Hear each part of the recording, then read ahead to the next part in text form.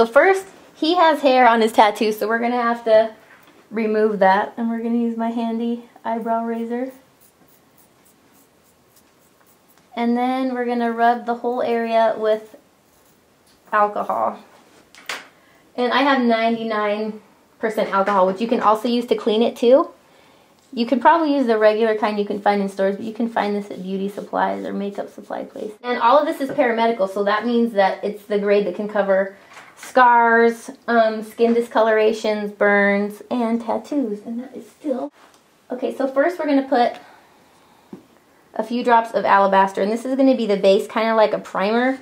And then we're going to go back over with the color. And we're going to put 1 to 2 drops of the white in here. Turn our air compressor on.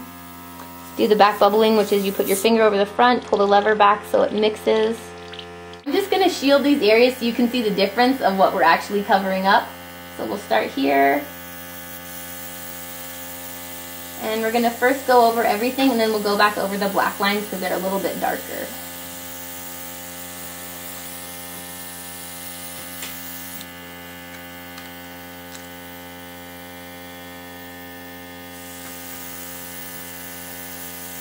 And in between each layer, you want to buff over it with a tissue. So we'll just take our tissue, kind of go over it like that, and then we'll go back with our next layer.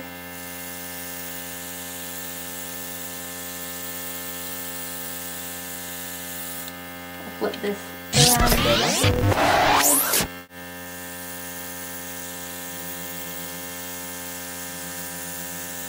And then I'll go over a little bit of the black lines.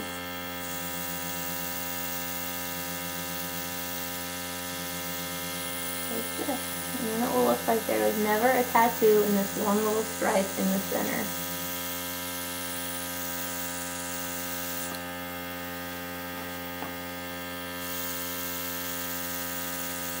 I think this is probably like our 3rd or 4th layer to erase all of the tattooage.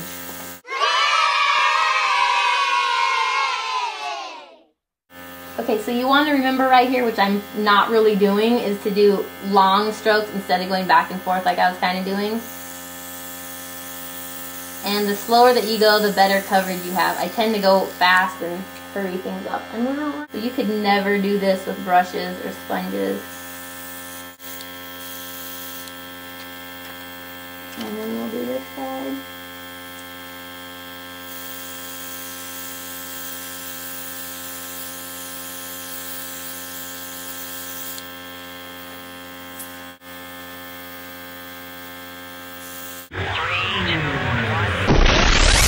Okay, so now what I did was I put the paramedical, this is the natural beige, and this is going to be the color that we're going to put in because that's pretty white compared to the rest of his leg. So we're just going to go real fast and see how it looks over the base that we started. Oh, and this looks much better. Bringing a little bit of life back into his leg. And I'll do this side.